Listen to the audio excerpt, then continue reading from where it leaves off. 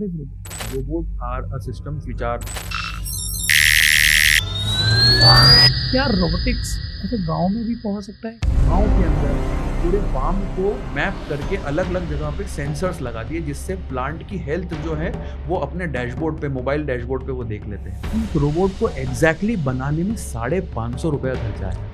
क्या 550 रुपए में रोबोट? कम बच्चा आ गया, जबरदस्ती माँ बाप ने बोला कि नहीं यंग वेटर में जाओ कुछ सीखो। टर्म की डेफिनेशन आपने और हमने बनाई है, मतलब सोसाइटी ने बनाई हाँ है। हाँ, और वो रोबोट को बना के हमने पूरा प्रोग्राम करा, लाइन पूरी चिप उसके घर में एक्चुअल लाइन टेप चिपका के हमने वो रोबोट चलाया सर। जब ये मोमेंट हुआ होगा, जब वो वर्क किया होगा, उसकी माँ की आंखों में आंसू आ गए। And that was a goosebump moments for me, and literally his parents came to me, sir आपने क्या किया? रोबोट से को चढ़ना सिखाते हैं। अच्छा, तो सर 6 महीने का समय लगता है हमको कोडिंग करने में। रोबोट कब से स्टार्ट हुआ? क्या सच में इमोशंस होते हैं रोबोट के अंदर? जब बात हम कर रहे हैं टेक्नोलॉजी की, तो हम एलन मस्क की बात करना चाहेंगे। Yes, yes. बनता कैसे है रोबोट और बच्चे उसको कैसे बनाते हैं, ये बताओ। नमस्कार और स्वागत है आपका अपने podcast channel TKC the knowledge connection, जहां हर एपिसोड में आप ज्ञान भी अर्जित करते हैं, आइडियाज़ और इनोवेशन का आपको तड़का मिलता है। सो आज का एपिसोड बहुत ही खास होने वाला है, क्योंकि हमारे साथ बैठे हैं ऐसे शख्स जो रोबोट की दुनिया में बहुत नाम कमाया है। उनका नाम लेने से पहले उनके आगे लगाना पड़ता है द रोबोट मैन। सो बिल्कुल सही समझा आपने, मैं बात कर रहा हूँ मिस्टर मुदित ठक्कर जी का। सो चलते हैं डायरेक्ट उनके पास और देखते हैं कि क्या आज नॉलेज इकट्ठा करने वाले हैं हम सब। Let's start. तो मुदित सर, आज का पॉडकास्ट स्टार्ट करने से पहले मैं चाहूँगा गायत्री मंत्र से स्टार्ट करें, क्योंकि ये है टीकेसी द नॉलेज कनेक्शन। सो ओम भूर्भुवः स्वः तत्सवितुर्वरेण्यं भर्गो देवस्य धीमहि धियो यो नः प्रचोदयात्। तो आपका बहुत बहुत स्वागत है sir in the house of the knowledge connection. धन्यवाद रुपेश जी, द नॉलेज कनेक्शन में आके मुझे बहुत अच्छा लग रहा है। बहुत बहुत धन्यवाद, आपने अच्छे से मेरा मनोबल हाई किया है। एंड मैं जानना चाहूँगा सबसे पहले कि आप इंदौर की धरती में आपने कब सोचा कि मुझे रोबोटिक्स की दुनिया में आना है? शुरुआत मैं यहाँ से ही करूँगा, उसके बाद फिर आपसे मैं जानना चाहूँगा कि आपका बचपन कैसे गुजरा, आपने पढ़ाई क्या की, यहाँ तक के सफ़र में आपको क्या चैलेंजेस आए। सो पहले आप, चूँकि इंदौर से हैं, जी। जो कि स्वच्छ शहर का दर्जा मिला है इंडिया में, तो पहले आप इंदौर के बारे में बताएं, फिर अपने बारे में बताएं। जी, तो इंदौर में हमारे फादर शिफ्ट हुए थे 1997 में। वो एक गवर्नमेंट एम्प्लॉई होके रिटायर्ड हुए, मध्य प्रदेश इलेक्ट्रिसिटी बोर्ड में थे, तो उनका ट्रांसफ़र इंदौर हुआ था। मेरा बर्थ प्लेस खंडवा है, इंदौर के पास में एक सिटी है जहाँ पे किशोर कुमार जी का जन्म हुआ है। उसी सिटी में मेरा भी जन्म हुआ, और वहाँ से फिर हम इंदौर में 2nd-3rd स्टैंडर्ड में मैं इंदौर आ गया था। और फिर इंदौर से ही, चूँकि पूरी स्कूलिंग वहीं पे हुई, कॉलेज पूरा वहीं पे हुआ, तो पूरा एक सर्कल इंदौर ही रहा शुरुआत पढ़ाई से। स्टार्ट इंदौर से हुई है? पढ़ाई मतलब 2nd तक खंडवा में हुई, और उसके बाद मैं इंदौर शिफ्ट हो गया था। तो और पूरी स्कूलिंग 12th और फिर पूरा इंजीनियरिंग और पूरा एमटेक सब इंदौर में ही हुआ। तो इंजीनियरिंग और एमटेक जब इतने लेवल तक आप एक चीज़ें कर लेते हो तो एक पूरा सर्कल बन जाता है, आपका कनेक्शन बन जाता है, नेटवर्क बन जाता है। और ऑब्वियस रीज़न, जब I am the first generation business of my family, तो आप एक ऐसी जगह ढूंढते हो, एक कंड्यूसिव एटमॉस्फेयर ढूंढते हो जहाँ पे आपका एक सर्कल बना हुआ हो, आपके पास में एक फ़ोन पे काम करने वाले लोग हों, या आप आपके काम करवा सकते हो। तो इसलिए Indore was obvious choice to start my venture dream, और फिर वहीं से ही ये पूरी चीज़ें स्टार्ट हुई। मैं आपको बताऊं, जब मैं ऑलमोस्ट मैं रहा होगा 11 साल का, सो मेरा एक दोस्त था मंटू, एक घर बगल दूसरे घर पे ही रहता था। सो वो बचपने में उसका बड़ी इच्छा थी कि यार मेरे को ना एक हेलीकॉप्टर या हवाई जहाज़ बनाना है जो मैं खुद से उड़ा पाऊँ। तो पंखे में मोटर लगा होता है, तो उसको क्या बोलते हैं, मोटर ही बोलते हैं। मोटर ही बोलते तो वो मोटर लगा के और उसने कई चीजें बनाया खुद से, प्लास्टिक से उड़ाने की कोशिश किया, लेकिन अनफॉर्चुनेटली मैं और वो फेल हो गए उसको उड़ाने में। लेकिन वो यहाँ से यहाँ तक उड़ जाता था तब भी, मतलब थोड़ा सा ऐसे ऐसे जंप करता था और फिर नीचे आ जाता था, ऐसे जंप करता था फिर नीचे आ जाता था। तो वो मोमेंट इतना ज़्यादा हमें अंदर से इतना मोटिवेशन देता था, अरे यार मैंने जो बनाया मैंने कोशिश किया, कोशिश तो किया, वो भले था कि हमारे को उड़ना चाहिए, वो नहीं हो पाया। सो आज जब आप खुद सिखाते हो बच्चों को, सो ये चीज़ बहुत मिलता होगा। यस, आप जो रोबोट की बात कर रहे हो, जो थोड़ा सा ऊपर ज़मीन से ऊपर उठ के, उसको आजकल होवरबोर्ड बोलते हैं। अच्छा, बच्चों ने बनाया है ऐसा? ये होवरबोर्ड बनते हैं, स्पेशल बनाए जाते हैं इस टाइप के बोर्ड, जो ज़मीन से 2-3 फीट हाइट ऊपर उठ के वो उड़ते हैं। तो वो होवरबोर्ड की कैटेगरी के अंदर आते हैं। आप मतलब कभी सर्च कीजिएगा कि होवरबोर्ड क्या होते हैं। ऐसे ही एक मूवी है, मैं जो यंग ऑडियंस या पेरेंट्स देख रहे हैं उनको मैं ज़रूर सजेस्ट करूँगा, जिसका नाम है अक्टूबर स्काई, जिसमें स्कूल के बच्चे ऐसी एक रैंडम थॉट आता है कि क्या हम एक रॉकेट बना सकते हैं। तो वो मतलब दुनिया जहाँ की सब चीज़ें कर देते हैं उस रॉकेट को उड़ाने के लिए। 1 बार फेल, 2 बार फेल, 3 बार फेल, 4 बार, और 5वीं बार में जब वो रॉकेट आप एक्चुअल मूवी में उड़ते हुए देखते हो ना, तो यू गेट अ गूज़बम्प्स। क्या बात है। तो this is a process of actually doing innovation. हर कोई व्यक्ति इनोवेटिव है। जैसे आप बोल रहे थे कि हमने पंखे की मोटर को, फैन की मोटर को निकाल के उससे कोशिश किया, 1-2 बार ट्राई किया। अगर वो कंटिन्यूटी में ट्राई होता तो मुझे लगता है जो आप चाहते थे वो वहां तक पहुंच जाते, क्योंकि वही क्यूरोसिटी नरिशमेंट का काम है। और मेरा कोशिश भी ऐसे होता है कि मैं अपनी क्यूरोसिटी भी सॉल्व करूं, और थ्रू एजुकेशन जो नए बच्चे अपकमिंग स्टूडेंट है उनकी क्यूरोसिटी भी सॉल्व करूं। तो रोबोट क्या है? What is robot? रोबोट्स को एक सरल शब्दों में हम समझे तो एक मशीन है। जैसे कि कोई मशीन हमारे लिए क्या काम करती है, कोई भी हमारे टास्क को इजी करने के लिए बनाई जाती है। तो robot are a systems which are automatic और semi automatic, which are used to design और which are used to implement and ease the task of human being. इंसानों के टास्क को इजी करने के लिए बनाए जाते हैं। मैं अपने क्वेश्चन को फिर से बहुत सरल करता हूँ। रोबोट्स क्या होते हैं, एक आम भाषा में बताइए, वैज्ञानिक तरीके से नहीं। ठीक है ना। जो मैं स्टूडेंट को समझाता हूँ, क्योंकि स्टूडेंट्स तो बिल्कुल जीरो से ही स्टार्ट करते हैं। तो रोबोट एक ऐसी मशीन कह सकते हो आप, जो हम इंसानों के टास्क को इजी करने के लिए बनाई जाती है। कोई भी काम जो रिपीटेटिव मुझे करना है, उन रिपीटेटिव टास्क को इजी करने के लिए करवाई जाती है। प्रिसीजन जहाँ पे लगता, जहाँ पे मुझे एग्जैक्टनेस चाहिए कोई भी काम के अंदर, वहाँ पे इन टाइप के रोबोट्स को इम्प्लीमेंट किया जाता है। और ऐसी जगह जो डेंजरस है, जहाँ पे ह्यूमंस का जाना डिफिकल्ट है, उन जगहों के लिए रोबोट्स को बनाया। तो दिस आर द इम्प्लीमेंटेशन। तो इसको सरल, एकदम सरल शब्दों में जैसे हम समझे तो जेसीबी मशीन हम लोग देखते हैं अपने आसपास में। पहले रोड खुदाई जो होती थी वो इंसानों के द्वारा होती थी। बहुत समय लगता था। 1 किलोमीटर का रोड बनाना है तो हो सकता था 2 से 3 महीने का समय लगता। आज पूरे इंडिया को डेवलप करना है, रोड कनेक्टिविटी करना है, और अगर सिर्फ इंसानों से डिपेंडेंट रोड बनते तो आज शायद हम उतने रोड कनेक्टिविटी में सक्षम नहीं हो पाते। बट इंसानों के द्वारा चलाए गए जेसीबी जैसी मशीन या जो डिगिंग मशीन्स होती हैं, उन मशीन से काम जो 10 दिन में, 15 दिन में हो रहा था, वो 1 दिन 2 दिन में होने लगा, जिससे काम आसान हुआ, जल्दी हुआ, प्रिसीजन के साथ में हुआ, और ह्यूमन के जो एफर्ट्स है वो कम हो गए। तो ऐसे ही मशीन के स्पेसिफिक टाइप जो इंडस्ट्रीज में यूज होते हैं, जो अलग अलग जगहों पे यूज होते हैं। मैं एक बहुत सिंपल उदाहरण देता हूँ। इंडिया में आज सबसे ज्यादा किसी चीज की डिमांड है और जो लोगों के अंदर क्रेज है वो है कार्स का, ऑटोमोबाइल सेक्टर। आज हम, मतलब आज से 20 साल पहले, मैं याद करता हूँ, आप भी इस चीज से एग्री करेंगे कि कार वॉज अ लग्जरी। मतलब जिसने कार लेके निकल जाता था हमारे गलियों में, तो हमको एक्चुअल में बहुत रिच आदमी है। हाँ, लोग कहते थे ये लखपति आदमी है। लखपति आदमी। वैसे ही आज कार हर घर की डिमांड हो गई है। तो नीड ज्यादा है, मतलब इसकी डिमांड ज्यादा है, तो सप्लाई भी ज्यादा करना पड़ेगी। एग्जांपल बताता हूँ, मारुति जैसी कंपनी के 15 साल पहले, आज से 15 साल पहले जो इंडस्ट्री उनकी होती थी, जिसमें आपने इंडस्ट्री में मैन्युफैक्चरिंग लाइंस होती हैं, एक फैक्ट्री के अंदर लाइंस होती है, अलग अलग लाइंस पे अलग अलग चीजें डेवलप हो सकती हैं। तो एक लाइन पे 10 दिन में एक कार डेवलप होती थी।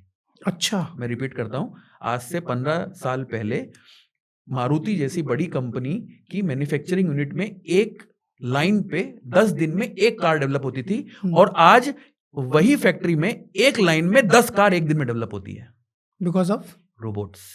क्या बात है। आपने तो आंसर मतलब किसी भी चीज को, किसी भी काम को करने के लिए, सरल बनाने के लिए रोबोटिक्स का यूज होता है। प्रिसीजन करने के लिए। एग्जाम्पल और देता हूँ, हम मैकडी जाते हैं, बर्गर खाया है हम लोगों ने, 28,000 बर्गर चेन्स हैं अक्रॉस इंडिया, 28,000 आउटलेट्स हैं, एज पर माई डेटा, हो सकता है कुछ ऊपर नीचे भी हो। 25,000 ले लेते हैं मोटा मोटा। 25,000 ले लीजिए। हम 25,000 आउटलेट्स पे कहीं पे भी जाते हैं, हमको टेस्ट एक जैसा मिलता है। We can vouch for that. आप ब्लाइंडली किसी को बोल सकते हो वहां पे चले जाना, वहां पे अच्छा मिलेगा, क्योंकि हमने वो टेस्ट लिया है। पर क्या जिसने मैकडोनल्ड्स का फाउंडर है, क्या वो बनाता है क्या वहां पे जाके? नहीं। दो चीजें करी उसने, एक तो जो भी प्रिपरेशन होता है उनमें मशीन्स का उपयोग किया पहली बार, और प्रोसेसेस बना दी उसने। तो उस प्रोसेसेस के माध्यम से जब मशीन से काम होता है तो एग्जैक्ट जितना हम चाहते हैं उतना ही उसी टेस्ट में पूरे वर्ल्ड वाइड वो अपना टेस्ट अवेलेबल करवा पाता है। This is a beauty of using robots. क्योंकि इंस्ट्रक्शन उसको तो हर बार एक ही मिल रहा है। यस, जैसे आपको और हमको मैथमेटिक्स के टास्क को में कैलकुलेशन करने के लिए दी जाए, तो कैलकुलेटर जब आया तो कितना काम आसान हो गया हमारा। बहुत। जैसे पहले हम दिमाग में करते थे, तो आप 100 बार आपने कैलकुलेशन करे तो 1 या 2 बार 3 बार की तो ऐसी पॉसिबिलिटी होगी कि बहुत अच्छा मैथमेटिशियन भी हो वो गलती कर सकता है, बट कैलकुलेटर क्या वो गलती करेगा? नहीं।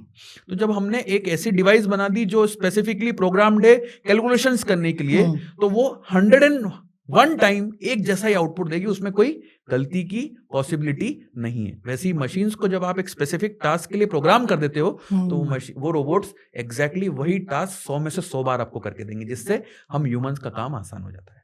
सो अब मेरा क्वेश्चन उन बच्चों के लिए है जो रूरल एरिया से बिलोंग करते हैं।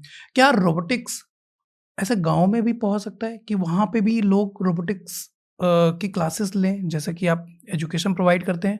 मैंने सुना है कि आप 25,000 से भी ज़्यादा बच्चों को रोबोट्स बनाना सिखाया है। तो ये जर्नी बताए, और रूरल एरियाज में वो कैसे इम्प्लीमेंट हुआ है या हो सकता है उसके बारे में। देखिए, एनीथिंग दैट्स डेवलप, जो नई बनती है चीजें, वो बनती है किसी ना किसी प्रॉब्लम जब हमको फेस होती है हमारे आसपास में। कोई भी प्रकार की प्रॉब्लम जब हम फेस करते हैं तभी हम उसके सॉल्यूशन ढूंढने की कोशिश करते हैं। हमारा देश कृषि प्रधान देश है, एग्रीकल्चर के ऊपर बहुत सारा काम होता है, और आज हम साथ ही पैरेलली वर्ल्ड के सबसे यूथ कंट्री, यंग कंट्री है, और सबसे ज्यादा पॉपुलेटेड भी हैं, तो बहुत सारे सबसे ज्यादा हैं हमारे साथ। अच्छी बात यह है कि बहुत सारे young talented mind tier 1 tier 2 से शिफ्ट होके अब टीयर 3 और गांव में जा रहे हैं। अच्छा। और वहां पे हम ये देख रहे हैं, और बहुत सारे यंग माइंड्स ये कई सारी प्रॉब्लम्स निकाल के लाते हैं। प्रॉब्लम्स कैसी होती है कि फार्मर्स जब फार्मिंग करता है तो उसको बिल्कुल अर्ली आवर्स में जाके पानी देना होता है, प्लॉइंग करना होती है, सीड सो करना पड़ते हैं, चेक करना पड़ता है कि प्लांट की हेल्थ क्या है क्या नहीं है। कुछ ऐसे इंजीनियर्स अभी मेरे रिसेंट टाइम्स मिले जिन्होंने ये पूरा की पूरा काम ऑटोमेट कर दिया। मतलब मोटर चालू करने की जरूरत नहीं, आप घर में वर्ल्ड के किसी भी कोने से बैठ के 1 सेकंड के अंदर उसको चालू बंद कर सकते हो। अच्छा। थ्रू IoT टेक्नोलॉजी आजकल ये बहुत कॉमन हो गया है। साथ ही में उन्होंने पूरी जो इरिगेशन है उसको पूरा ऑटोमेट कर दिया, मतलब इरिगेशन के ड्रिप इरिगेशन जिसको बोलते हैं, पूरा ऑटोमेटेड ड्रिप इरिगेशन कर दिया। उन्होंने पूरे फार्म को मैप करके अलग अलग जगह पे सेंसर्स लगा दिए, जिससे प्लांट की हेल्थ जो है वो अपने डैशबोर्ड पे, मोबाइल डैशबोर्ड पे वो देख लेते हैं। साथ ही में कौन से प्लांट के अंदर कोई परेशानी है तो उस प्लांट को बिल्कुल एग्जैक्ट पॉइंट आउट करके, आपको अलग अलग जाके चेक नहीं करना है, वो आपको बता देगा कि रो नंबर 7 के अंदर 10वां नंबर का प्लांट है, इसको आपको सही करने की जरूरत है, तो वो वहां पे जाके, तो हमारा काम कितना आसान हो गया बहुत। अब इससे फायदा क्या होगा, फार्मर का क्या फायदा है?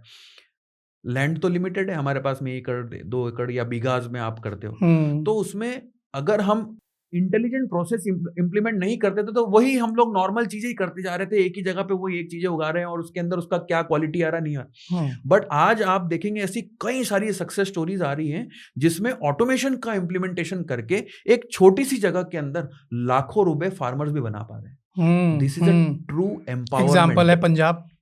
तो ये ट्रू एम्पावरमेंट है हमारे रूरल पॉपुलेशन का, फार्मर्स लेवल के लोगों का।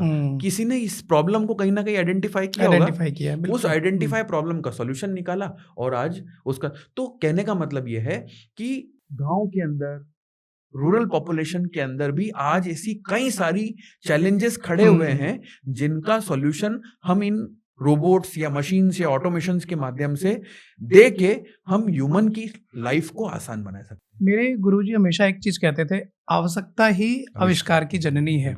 सो जब बचपन में मैंने अपने कज़न, मेरा मौसी का लड़का, एक गाड़ी ले आया जो कि रिमोट से दौड़ता था। सो मैं देख के, चूंकि मैं गांव से बिलोंग करता हूँ, सो मैं देख के मैं दंग रह गया, यार ये बिना तार के ये कार कभी दाएं चली जाती, कभी बाएं चली जाती है, कभी स्टॉप हो जाती है, और फिर उसमें ये भी प्रोसेस था, वो पलट जाता है, फिर रोबोट बन जाता है। सो वो बहुत ज़्यादा अट्रैक्ट करता था। सो क्या रोबोट्स पहले से एग्जिस्ट करते थे और कब से करते थे? बहुत अच्छा क्वेश्चन है आपने, मतलब वो क्यूरोसिटी बहुत इंपॉर्टेंट है। मतलब मैं भी ये क्वेश्चन पूछता था अपने आप से, यार कैसे वायरलेसली, मतलब हवा में कहाँ से सिग्नल कहाँ से जा रहा है ये। और ये क्यूरोसिटी अगर अर्ली एज में बच्चों की सॉल्यूशन होती है ना, तो दे कैन डू मिरेकल्स। अच्छा, that we are seeing right now, उसके बारे में अपन बाद में बात करेंगे। बट ये बेसिक चीजें हैं कि हमारे दिमाग 100% काम करता है कि हम ये जब मैं इस पे माइक में बात कर रहा हूं तो ऐसा क्या सिग्नल है जो वहां पे जाके रिकॉर्ड हो जा रहा है।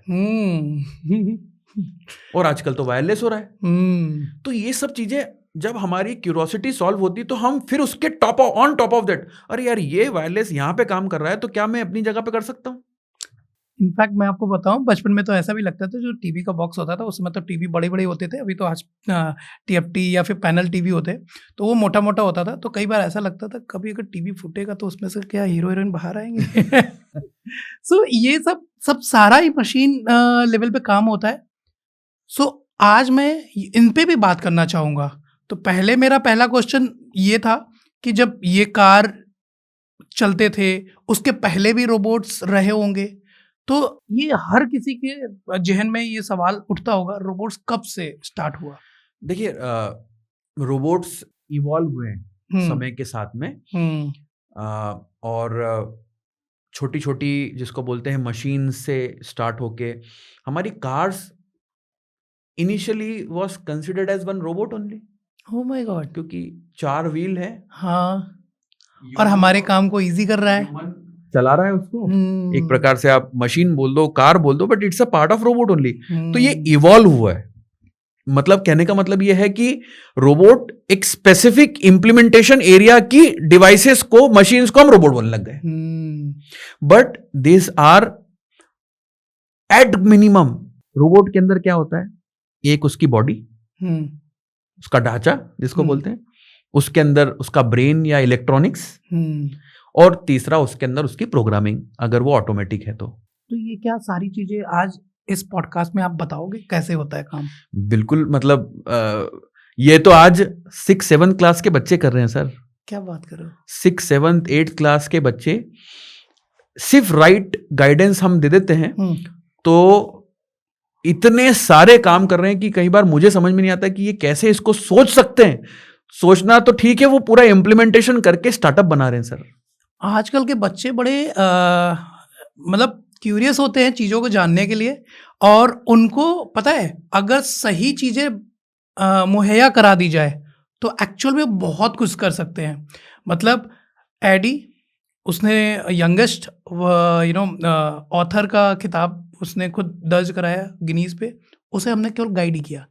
तो ये क्या गाइड करने का कोई प्लेटफॉर्म है जहाँ पे बच्चों को, ऐसे बच्चों को मौका मिल पाए? और दूसरा, मुझे ऐसा लगता है कि आप जब बोल रहे हो कि 6 साल के 7 साल के बच्चे को हम रोबोट बनाना सिखा सकते हैं, तो उनको क्या सब कुछ हम बनाया देते हैं और वो असेंबल करते हैं, या स्क्रैच से बना सकते हैं? देखिए, इट्स ऑल अबाउट क्यूरोसिटी। मेरे पास जब पेरेंट्स आते हैं तो उनका भी एक प्रश्न है, मैं भी एक फादर हूँ, 6 साल का बेटा है मेरा। तो प्रश्न ये रहता है कि इतनी जल्दी टेक्नोलॉजी से उनको इंटरैक्ट करवाएँ, नहीं करवाएँ, स्क्रीन टाइम बढ़ेगा तो नहीं, इस घर पे ऑलरेडी वो रील्स और सब चीज़ें देख ही रहे हैं, तो क्या इससे बढ़ेगा तो नहीं। उनके कंसर्न रहते हैं, हमने भी ये सब पॉइंट्स को सोचा था। हम बच्चों से बेसिकली इनिशियल लेवल पे नॉलेज कुछ भी नहीं मांगते हैं। हम उससे बोलते हैं कि इफ़ यू हैव क्यूरोसिटी, अगर आपका बच्चा आपसे प्रश्न पूछता है, पापा ये कैसे होता है, पापा ये कैसे होता है, या मम्मा ये कैसे होता है, अगर वो एक क्यूरियस बच्चा है तो उसको आप इस एटमॉस्फेयर में लेके आइए। एटमॉस्फेयर में मैंने बोला, कोर्स कराने मत लाइए, एटमॉस्फेयर में ले आओ, उस एटमॉस्फेयर में लेके आओ। जब आप उस एटमॉस्फेयर में उस बच्चे को लेके आता है तो वो दूसरे 2-3 लोगों को देखता है, रोबोट्स चलते हुए देखता है, अपने आप मोटिवेशन लेता है, उसकी क्यूरोसिटी बढ़ती है, अपने आप इच्छाएं बढ़ती है कि क्या हो रहा है, कैसे हो रहा है। फिर उसकी जो पुरानी क्यूरोसिटी वो सॉल्व होते हुए देखता है तो उसको एक फीलिंग ऑफ सेटिस्फेक्शन आता है कि हाँ, मैंने सोचा था और ये देखो ये ऐसे होता है। वो एटमॉस्फेयर में धीरे धीरे डेवलप होते हुए वो अपने आप लर्निंग भी करता जाता है और ग्रो करके नए नए प्रोजेक्ट्स हो सकता है। मैं इस पूरे एटमॉस्फेयर को, इकोसिस्टम को कंसिडर करना चाहता हूँ, या बच्चे को मैं कंसिडर करना चाहता हूँ एक प्लांट के रूप से। प्लांट को ग्रो करवाना है आपको तो उसको सिर्फ एक राइट इकोसिस्टम देना है, मतलब लाइक माइंडेड लोगों के बीच में। आपको चेस प्लेयर बनना है ना, तो सब 10 आपकी बच्ची को 10 चेस प्लेयर की संगति दे दो, वो 6 महीने में चेस प्लेयर बन जाएगी। वैसे ही आपके बच्चों को, हाँ, एग्जाम्पल ये है कि मेरी वाइफ कंचन, जो कि टॉप ट्रेनर्स में से है, अब घर में वो रोज वीडियोस बना रही है, रोज पढ़ा रही है लाइव, तो वो देखिए देखा अपने आप, हमें सिखाना नहीं पड़ा एडी को, बिल्कुल सही, वो खुद ब खुद सीखती गई। बिल्कुल सही। और खुद ब खुद क्वेश्चंस उसके दिमाग में आते हैं कि ये कैसे होता है, ये कैसे होता है। तो ये आपने बहुत अच्छी बात बोली कि इकोसिस्टम वर्क करता है। और जब वे बच्चे इस टाइप के इकोसिस्टम में रेगुलरली देखते हैं तो उनके बाय डिफॉल्ट क्वेश्चंस आते हैं, उन क्वेश्चंस का सॉल्यूशन मिलता है, तो बच्चे उसको डेवलप करना स्टार्ट कर देते हैं। चलिए अब बात करते हैं कि रोबोट बनता कैसे है। देखिए, मैंने जैसे बताया कि 2-3 प्रकार के रोबोट्स होते हैं जनरली। एक होता है फुल्ली मैनुअल कंट्रोल, जिसमें हम इंसानों के द्वारा ही चलता है, वो अपने आप चलने की कैपेबिलिटी नहीं होती। सबसे इजी वाला मैं समझना चाहूंगा, क्योंकि रोबोट वर्ड अपने आप में बहुत बड़ा है और सुनते ही, मतलब मैं इस एज में भी मुझे लगता है यार रोबोट बहुत क्यूरियस, लेकिन एक बच्चा, मतलब मैंने आपके इवेंट में भी देखा है कि कई बच्चे वहाँ पे कुछ ना कुछ बना के दिखा रहे हैं और मतलब ऐसा लग रहा है कि हम दूसरी दुनिया में आ गए। तो वो बनता कैसे रोबोट और बच्चे उसको कैसे बनाते हैं, ये बताओ। देखिए, मैंने जैसे बताया 3 टाइप के रोबोट्स होते हैं। एक होता है फुल्ली मैनुअल रोबोट, जिसको चलाने के लिए इंसानों की हमेशा ज़रूरत पड़ती है, वो अपने आप कुछ नहीं कर सकते। दूसरे होते हैं ऑटोमेटिक रोबोट, जिसके अंदर जिसकी बॉडी इलेक्ट्रॉनिक सब चीज़ें होती है, बट उसके अंदर कोडिंग हम करते हैं, प्रोग्रामिंग करते हैं, और वो प्रोग्रामिंग सेट ऑफ लॉजिक हम उस रोबोट के अंदर डालते हैं और उस लॉजिक को एग्जैक्टली रोबोट फॉलो करता है, जिसको हम ऑटोमेटिक रोबोट बोलते हैं। और थर्ड रोबोट होता है एआई इनेबल्ड रोबोट, जिसमें आर्टिफिशियल इंटेलिजेंस होता है। जैसे हम ह्यूमन का इंटेलिजेंस है, वैसे ही इंटेलिजेंस रोबोट के अंदर होता है। आप एक सर्टन सेट ऑफ इन्फॉर्मेशन उस रोबोट के अंदर डालते हो, बट उस इन्फॉर्मेशन के अलावा भी कोई नई चीज आती है तो वो जो नई सिचुएशन आती है उसको इग्नोर नहीं करता है, उस पर डिसीजन लेने की कोशिश करता है, इसलिए उसको आर्टिफिशियल इंटेलिजेंस रोबोट बोलता है। The first step of learning robotics is to make a manual robot, जो हमारे घरों में बच्चे लोग कार्स यूज करते हैं। अच्छा, बेसिक कार। तो रोबोट जनरली हमारे और आपके दिमाग में ऐसा हो सकता है, दिमाग में ऐसा जनरली फिट होता है कि हमने मूवीज में, एक साईफाई मूवी में देखा है कि 2 हाथ 2 पैर वाला एक अंदर से वो एक चलता हुआ सिस्टम आएगा, उसी को हम रोबोट, हमारे दिमाग में ऐसी पिक्चर होती है रोबोट को लेके। बट रोबोट वो 2 लेग्ड रोबोट भी हो सकता है, 4 लेग्ड रोबोट भी हो सकता है, 2 व्हील, 3 व्हील, 4 व्हील, सब टाइप के रोबोट्स भी रोबोट, क्योंकि अल्टीमेटली वो डेफिनेशन के अंदर फिट होना चाहिए। तो रोबोट में फर्स्ट रोबोट जो हम बच्चों को बनाना सिखाते हैं, वो बनाते हैं कि स्टूडेंट्स जो अपनी खुद का जो टॉय यूज करता था, उस टॉय को पूरा जीरो से असेंबल करके, उसकी बॉडी, उसके अंदर मोटर्स लगती है, मोटर्स के साथ में टायर लगते हैं, टायर के साथ में रिमोट होता है, रिमोट के अंदर स्विचेस लगे होते हैं, स्विचेस के पीछे कनेक्शंस होते हैं। ये हमने आज तक सिर्फ टॉय में सिर्फ चलाना, आगे पीछे करना सीखा था, बट बच्चा उस रिमोट को खुद से बनाता है, उसके स्विचेस खुद कनेक्ट करता है और उस उसमें गलतियां करते हुए उसके अंदर पावर सप्लाई देता है। पावर सप्लाई जब पड़ता है तो उसके अंदर वोल्टेज, करंट, सब चीजें देखता है कि ये सब चीजें क्या होती है। इलेक्ट्रॉन, प्रोटॉन के बारे में समझता है, पॉजिटिव नेगेटिव के बारे में देखता है। ये जब जितनी सारी चीजें जब बनाता है, और ये मैं आपको बताने में शायद ज्यादा समय लग रहा है, पर जब बनाता है तो चूंकि वो क्यूरियस है तो फटाफट उसका ब्रेन प्रोसेस करते जाता है, उसको जोड़ता है, बनाता है। रोबोट, रिमोट बना दिया, उसके बाद में रोबोट के कनेक्शन कर दिया, मोटर्स के फॉरवर्ड रिवर्स कैसे होता है, क्लॉकवाइज एंटी क्लॉकवाइज कैसे घूमती है मोटर। एक टर्मिनल पे पॉजिटिव नेगेटिव दोगे तो एक डायरेक्शन में घूम जाएगी, नेगेटिव पॉजिटिव दोगे तो दूसरे डायरेक्शन में घूम जाएगी। ये हम लोग देखते जरूर हैं, बट हमको पता नहीं कैसे काम होता है। जब बच्चा उसको कनेक्ट करता है, चलाता है, और जब वो पहली बार उस खुद का मेड रिमोट से जब वो रोबोट चलाता है ना, तो आपको उसका चेहरा देखने लायक है सर। फिर वही बच्चा आपको 2 सजेशन देता है, सर ये रोबोट मैंने ऐसे बनाया था, इसको मैं ऐसा चेंज कर सकता हूं क्या? सर इस रोबोट के अंदर मैं एक आगे हाथ, रोबोटिक हैंड लगा सकता हूं क्या, जिससे मैं अगर एक ग्लास रखा उसको पकड़ के ले आऊं यहाँ पे? उसकी क्यूरोसिटी चालू हो गई, उसके क्वेश्चन चालू हो गए। उस क्वेश्चन को जैसे जैसे हम नरिश करते जाते हैं तो वो शांत होती जाती है, फिर नया क्वेश्चन आता है, फिर शांत होती है, फिर नया क्वेश्चन। यही इनोवेशन की प्रोसेस है। अभी जब आप बता रहे थे तो मैंने सोचा कि सबसे सरल रोबोट क्या हो सकता है, तो मुझे दिमाग में आया क्या, जब हम नहाते हैं तो हमारे पीठ पे साबुन लगाने वाला कोई नहीं होता। देखिए अच्छा आइडिया दिया आपने। तो इस टाइप का कुछ तो मतलब अगर मुझे कुछ नहीं याद है तो सबसे पहला ऐसा रोबोट बना सकते हैं। मैं आपको बताऊं, ऐसा रोबोट अवेलेबल है। आपने ऑटोमेटेड काउ फार्म्स देखे? वो काउ फार्म्स में अंदर एक है ना ऐसा रोटेटर चलता रहता है जिसमें काउस को वो अपने बैक पे उनको ऐसा हाथ लगाओ तो अच्छा लगता है उनको। तो और उसके कारण मिल्क प्रोडक्टिविटी इंक्रीज होती है। This is been return in paper also. तो उनके लिए एक ऐसा रोबोट लगा हुआ है जो कंटिन्यूअसली वो मोटर जो है वो घूमती रहती है, और उसका मतलब जो उसमें जाके जनरेट होते हैं। हाँ, तो वो जाके काऊ जो है वो उसके ऊपर अपना बैक जो है वो करते रहते। तो उसी का कुछ एडवांस वर्जन आपके बाथिंग के लिए बनाया जा सकता है सर। क्या बात है। वैसे मुझे नीड नहीं है लेकिन मेरा ये था कि सबसे सरल रोबोट कौन सा हो सकता है, लेकिन अभी मुझे ये समझ में आ गया है कि कुछ भी हो सकता है, जितना आप सोच सकते हैं उतना हो सकता है। तो शुरुआत एकदम बिल्कुल 0 लेवल से करो, फिर पॉइंट लेवल पे आओ, 1 पे आओ, फिर करते जाओ। एंडलेस है। और फिर आपने बताया कि कोडिंग और एआई, तो ये कोडिंग क्या होता है और इतने छोटे छोटे बच्चे क्या कोडिंग सीख पाते हैं, वो बताइए। देखिए, कोडिंग इज जैसे सेट ऑफ इंस्ट्रक्शन को हम कोडिंग बोलते हैं। जैसे कि अभी हम ये पॉडकास्ट शूट कर रहे हैं, है ना, तो इसके अंदर सेट ऑफ इंस्ट्रक्शन फॉलो हुई है। सबसे पहले हमने एक कैमरा का सेटअप जमाया, फिर एक माइक का सेटअप जमाया, फिर हमने चेयर ला के रखी, फिर हमने लाइट चालू कर दी और हम बैठ गए और हम चालू कर दिया। टाई पहन लिया अच्छे से, सही है, अच्छा दिख रहा है। अब ये पूरी 4 से 5 इंस्ट्रक्शन जब फॉलो हुई तो क्या हो गया? पॉडकास्ट नाम का एक कोड बन गया। मेरी बात समझे? पॉडकास्टिंग नाम का एक कोड बन गया। मतलब process set of instructions are known as codes. ठीक है। अब अगर यही काम हमको मशीन से करवाना है तो हमको क्या कराना पड़ेगा? यही सेट ऑफ इंस्ट्रक्शंस किसको देना पड़ेंगे? मशीन को। बच्चा कोडिंग करने से वो प्रोग्रामिंग, लोग थोड़ा सा मिसकंसेप्शन, मेरा बच्चा का वो कोडिंग वोडिंग के अंदर इतना डिफिकल्ट है। हम उसको किसी प्रॉब्लम को छोटे छोटे पार्ट्स में डिवाइड करके इंस्ट्रक्शंस में डिवाइड करवाना सिखा रहे हैं और उसको बोल रहे हैं कि प्रॉब्लम का सॉल्यूशन कैसे देना है।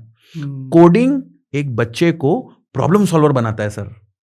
पता है मेरे दिमाग में क्या आ रहा है सर? मुझे लग रहा है कोडिंग हम अपने बच्चे को जब वो 1 दिन का होता है ना तभी हम दे देते हैं कि आप कुछ काम करने के लिए भोजन मतलब मिल्क जो चाहिए उसको कैसे चाहिए। और फिर वो धीरे धीरे फिर हमें नहीं बताना होता, फिर वो समझ जाता है।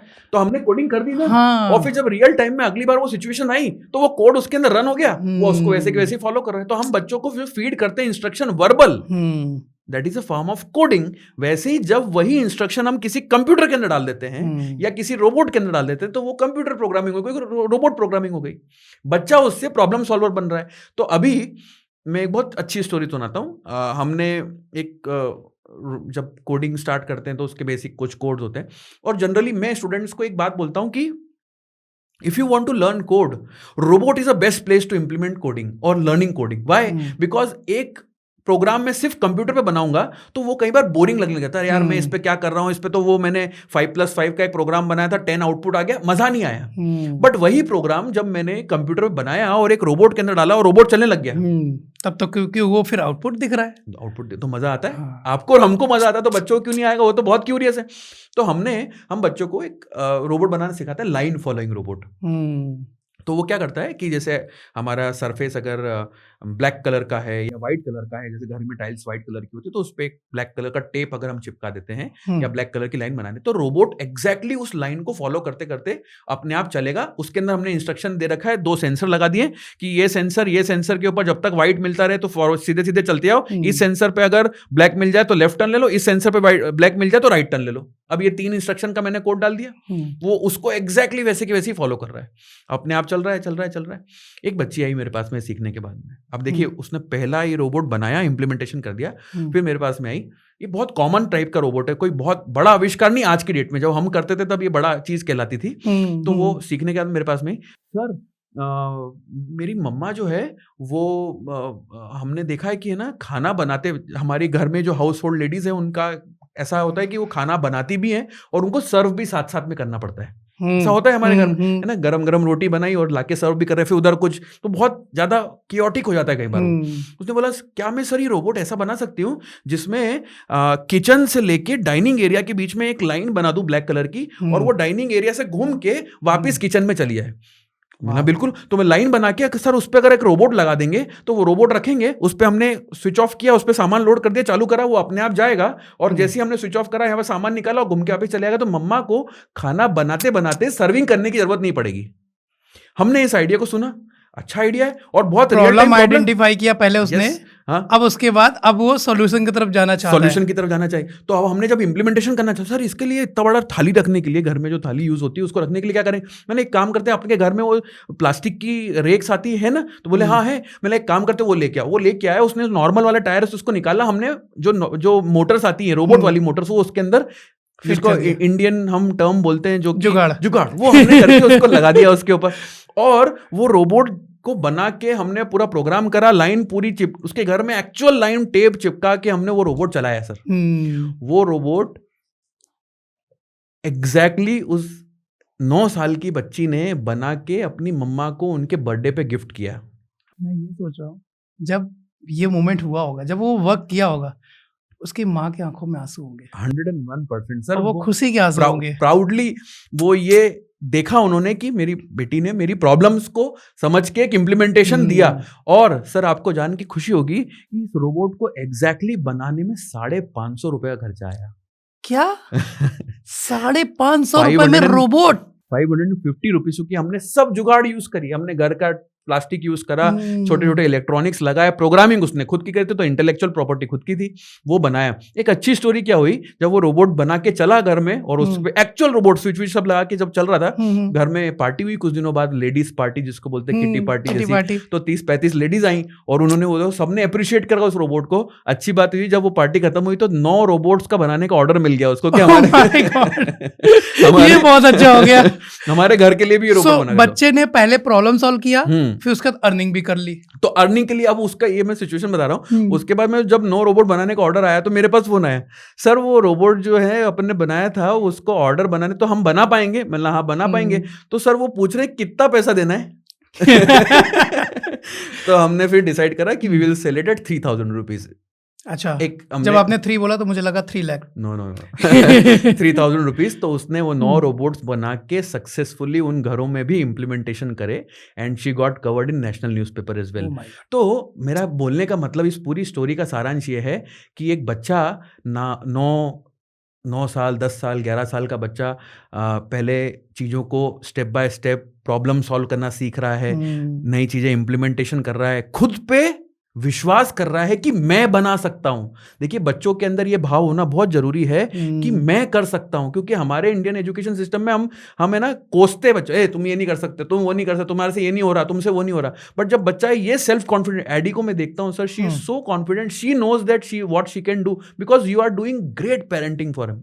For her that's. तो ये एक्टिविटी होने से बच्चे को खुद पे प्रश्न आता है कि मैं खुद कर सकता हूँ। वो हुआ, उसके बाद में उसने नया चीज सोचना चालू करा और पूरी प्रोसेस करके एक नया इनोवेशन लॉन्च किया। ये प्रोसेस हर बच्चे का अधिकार है सर, होना चाहिए। हर बच्चा जब इस प्रोसेस से गुजरेगा तो वो इनोवेटर बनेगा, एक्चुअल प्रॉब्लम सॉल्व करेगा, चाहे वो खुद के लिए काम करे या चाहे किसी कंपनी के लिए काम करे, वहां पे best of the best output दे पाएगा। सबसे बड़ी बात सर, सबसे अच्छी बात यही है कि बच्चा एक बार नहीं, इस जर्नी में कई बार इनोवेशन करता है, कई बार ऐसा प्रोडक्ट बनाता है वो कि जिससे सोसाइटी को बेनिफिट होता है। जैसे उसने घर के लिए बनाया, फिर वो पूरी सोसाइटी के लिए बनाया। मे भी उस प्रोसेस में वो कई बार फेल हुआ होगा, बहुत बार फेल हुआ। एज अ टीचर ये हमारी जिम्मेदारी भी है। आप भी टीचर हैं और मैम तो नेशनल नोन टीचर है। टीचर की जिम्मेदारी होती है कि बच्चों को, वो फेल्योर आएंगे, हर किसी के सामने फेल्योर आएंगे, बट उसको ग्रेसफुली कैसे सॉल्यूशन देना, how you deal your failures makes you a leader, makes you a good student, and that's a responsibility of a teacher. तो हम टीचर उस बच्चे को फेल्योर्स हैंडल करना सिखाते हैं, क्योंकि उसने जब रोबोट बनाया, कई बार सेंसर लगाए सर, वो एक जगह पे गए तो वो इम्प्लीमेंटेशन करा तो व्हाइट टाइल्स नहीं थी, ग्रे टाइल्स थी। अब ग्रे पे ब्लैक कलर का टेप चिपकाया तो वो समझ ही नहीं आ रहा। तो बोले सर इसको कैसे करें? मैंने आप व्हाइट टेप चिपकाएंगे, जो वो डॉक्टर वाला टेप होता है ना, तो उल्टा काम करा, कलर डिफरेंस करना था, उसको डिफरेंस करना था, तो उसने व्हाइट टेप चिपकाया। फिर उसमें सेंसर्स कई बार वर्क नहीं कर, सेंसर का प्लेसमेंट सही नहीं हुआ उसके अंदर, सेंसर चिपका रहे थे तो निकल जा रहे थे बार बार। फिर वो जिसके घर में लगाया, उन्होंने फोन लगाया, तुमने ये सेंसर लगाया, निकल गया। तो फिर उसने अगले रोबोट के अंदर डिसाइड करा कि सर इसको अपन प्रॉपर, ये पूरी छोटी छोटी चीजें है ना, ये देखने में नॉर्मल व्यक्ति बोल सकता है this are failures, but I call them as a experience, because they comes to you, they will make you feel and understand कि ये प्रॉब्लम आई, इसको कैसे सॉल्यूशन, आप उसका बेस्ट सॉल्यूशन निकालते हो, वो आंसर हो जाता है आपका। अब मुझे उल्टा लग रहा है सर इसमें कि बच्चा जितनी बार भी फेल होगा ना, उतना ही अच्छा और सीखता है और अच्छा कर सकता है। इसमें इस प्रोसेस की सबसे खूबसूरती यही है, and that's why this process is known as we make innovators. हम प्राउडली बोलते हैं बच्चों को कि वी मेक इनोवेटर्स। इनोवेटर कोई कोर्स नहीं sir, it is a mindset. आप जब किसी बच्चे को कोई नई प्रॉब्लम दोगे, अगर वो इनोवेटर माइंडसेट है तो वो उसका इमीडिएट सॉल्यूशन ढूंढने की कोशिश करेगा, और अगर वो इनोवेटर माइंडसेट नहीं है तो बोलेगा सर मेरे से नहीं हो सकता, या सर ये तो मुझे आता ही नहीं है, सर ये तो मैंने देखा ही नहीं है। और हम दिनों रात कई सारी प्रॉब्लम से गुजरते हैं। तो इनोवेटर माइंडसेट लाइफ स्किल भी है sir, this is a life skill also. बिल्कुल है, क्योंकि हम जब बहुत सारी चीजों से गुजरते हैं, तो अगर इनोवेटर माइंडसेट है तो उसको क्रिप करने की जगह पे या उसको उससे स्किप होने की जगह पे हम उसके सॉल्यूशन ढूंढने की कोशिश करते हैं। तो हम बच्चों को एक कंट्रोल्ड एटमॉस्फेयर में लाइफ स्किल भी सिखा रहे हैं। सो कभी ऐसा हुआ कि कोई डम बच्चा आ गया, जबरदस्ती माँ बाप ने बोला कि नहीं यंगोवेटर में जाओ, कुछ सीखो, और कुछ दिन बाद उसके अंदर बहुत चेंजेस दिखने स्टार्ट हुए, और कुछ दिन बाद कुछ उसने ऐसा कर दिया कि माता पिता की आंखों में आंसू आ गए? सर इसको मैं दो तरह के, मैं बहुत सारे मेरे पूरे 10-15 चेहरे दिमाग में घूम रहे हैं मेरे। पहली बात तो ये कि सर डम की डेफिनेशन आपने और हमने बनाई है, मतलब सोसाइटी ने बनाई है। हाँ। कोई बच्चा डम नहीं है, और मतलब every child is a unique child, and every child can learn and do whatever best they can do. तो डम तो कोई है ही नहीं, पक्की बात है। हाँ, इंटरेस्ट कम ज्यादा हो सकता है, किसी का इंटरेस्ट फिजिकल एक्टिविटी में हो सकता है, किसी का कई बार बच्चों का चॉइस नहीं होता क्योंकि उनको एक्सपीरियंस नहीं, तो वो शुरुआत में कहते हैं कि ये मेरे लिए है नहीं है। सिर्फ हो सकता है अपने दोस्तों के इंस्पायर, क्योंकि उस दोस्त ने नहीं करा तो वो बोलता है ये मत करे, तो वो इंस्पायर्ड डिसीजन हो जाता है किसी का दूसरे से कई बार। तो ऐसे स्टूडेंट बाय फोर्स हमारे पास में कई बार आ जाते हैं, बट जैसे ही वो खुद से करते हैं वो बोलते हैं यार तो मैं कर सकता हूँ। मेरे साथ में ऐसा होता था चेस के अंदर, जब मैं ज्वाइन करने गया तो मेरे स्कूल के अंदर मैंने बोला मैं चेस की एकेडमी ज्वाइन कर रहा हूँ। अरे चेस वेस में क्या करना, चेस में बहुत डिफिकल्टी, 4-4 घंटे बैठना पड़ता है, 4 घंटे सामने वाले 8 घंटे एक टेबल पे कैसे बैठेगा। अपोजिट क्रिकेट के अंदर दौड़ना है और चेस के अंदर बैठना है। तो मुझे कई सारे लोगों ने बोला चेस नहीं खेल पाओगे, बट जैसे मैंने चेस खेला तो मुझे मजा आने लगा, 1-2 बाजी जीती तो मजा। तो as soon as you do the things by yourself, this is known as DIY, do it yourself. जैसे ही आप खुद से करते हो ना, तो आपका खुद का इंटरेस्ट पता चलता है, पहली बात। दूसरा मैं एग्जांपल बताता हूँ। एक बच्चा हमारे पास में आया जो थोड़ा सा डिसलेक्सिक, हम्म, थोड़ा लर्निंग डिसेबिलिटीज़ है, शाय बच्चा है, मतलब वो ज़्यादा किसी से इंटरेक्ट नहीं करता, बातचीत नहीं करता। तो उसके फादर हमारे पास में आए, क्योंकि वो स्कूल में भी जाता है तो किसी से बात नहीं करता, शाय, बहुत कम बात करता। हम्म, तो देवर सीकिंग सम एक्टिविटी जिससे बच्चा इंटरेक्टिव होना चालू हो। तो उन्होंने बहुत सारी चीज़ें करवाई। तो वन सच एक्टिव वहाँ पे ज़्यादा सक्सेसफुल नहीं हो पाए, तो मेरे पास में आके बोले सर हम ऐसे ऐसे चाहते हैं कि थोड़ा सा एक्टिविटी इसकी बढ़े, तो हम इसको रोबोटिक्स में डाल रहे हैं, इसका अभी इंटरेस्ट नहीं है और शायद ये आपसे बात भी नहीं करेगा। तो मुझे समझ में आ गया, मैंने टीम को इंस्ट्रक्शन दिए। एग्जैक्टली सर, हमने जब उसके साथ में काम करना स्टार्ट किया तो 6 दिन तक उसने टीचर से ही बात नहीं करी। इतना शाय, बहुत शाय।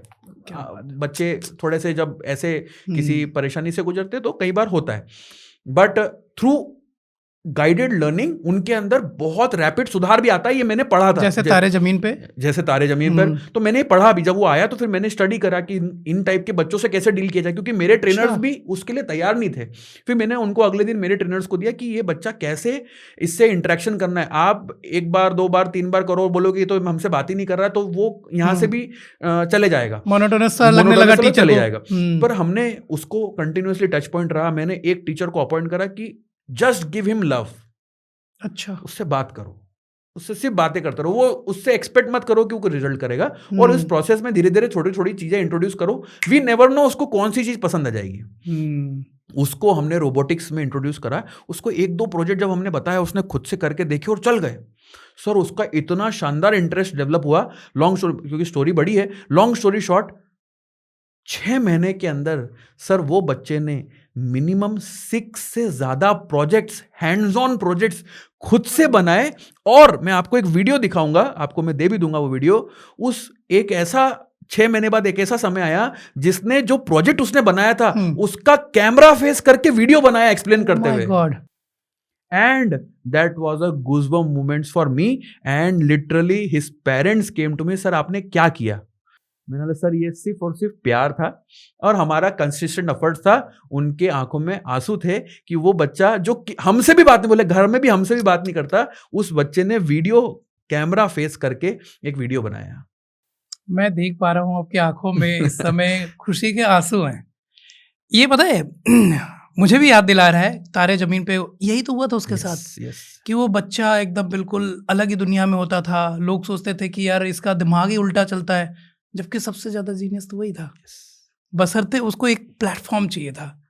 तो उस माँ बाप के लिए वो प्लेटफॉर्म आपका यंगोवेटर था। सो मैं महसूस कर सकता हूँ सर कि आप क्या सोच रहे हो। मतलब आपको एक अंदर से खुशी मिल रही है कि मैंने एक ऐसे बच्चे पे काम किया जो शायद उसके अंदर जो क्वालिटी थी, डिफरेंट एंगल से निकालना था वो क्वालिटी। क्या बात है। सो अब बात करते हैं सर एआई। ये तो हुई बात कोडिंग की और रोबोट्स की, क्योंकि अब थोड़ा सा इजी लगने लगा है। अब लग रहा है कि यार रोबोट ऐसा नहीं है कि यार सपनों की दुनिया है। क्योंकि जब बात होती है रोबोट्स तो ये लगता है कि यार एमटेक करना है, बीटेक करना है, बहुत कुछ करना है, बहुत मैथ्स पढ़ने, कोडिंग पढ़ने, बहुत कुछ पढ़ना है। लेकिन अभी इजी लगने लगा है।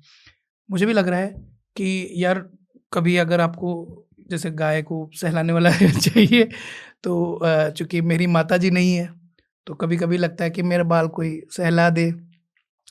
फॉर्चुनेटली मेरे पास तो मेरी वाइफ है, कर देती है। बट कुछ हमारे साथ ऐसे भी है जो शादीशुदा नहीं है, तो रोबोट्स बना सकते हैं।